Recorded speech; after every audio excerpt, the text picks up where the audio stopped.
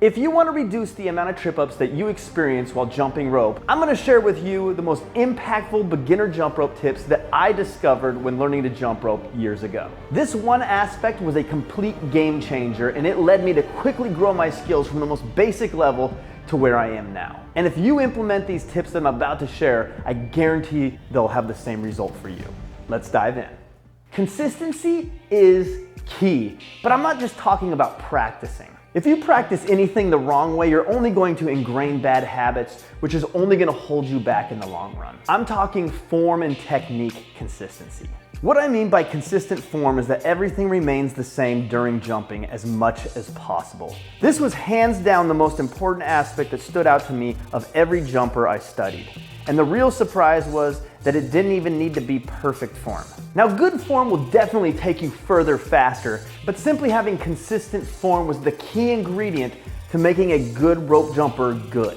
In these examples, watch how their hand and arm positioning stays very much the same while they jump.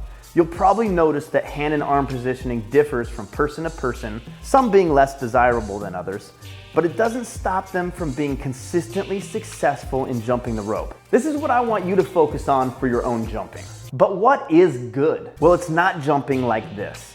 This is impressive, but takes time and skill development to get to this level. At a beginner level, good is simply being able to jump the rope as continuously as possible without tripping. After all, that is what makes the jump rope an amazing fitness tool. So that should be your #1 goal. We certainly want you to have the best form as possible from the start, so let's break down good form so you know what to shoot for.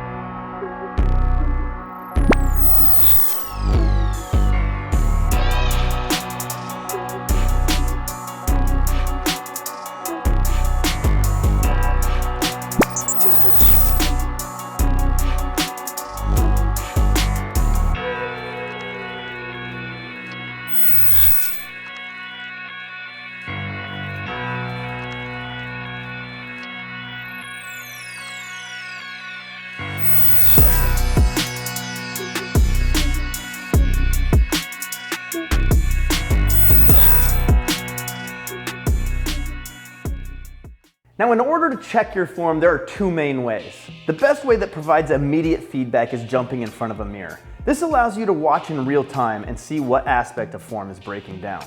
However, this often isn't available to everyone. The next best way is to record yourself from both the front and side view. Slow motion can also play a key role in identifying the causes of trips if things are moving too fast for you to clearly see. When practicing, thinking about all these form aspects at once can be overwhelming. So instead, identify which ones you are naturally good at and which ones you clearly struggle with. Focus on your worst ones first. This will provide the fastest impact on your ability to jump rope continuously. It will also likely be hand and arm positioning and your ability to keep them from drifting. Drifting hands are hands down the biggest cause for tripping on your jump rope, and this video is going to help you identify your trips and how to fix it.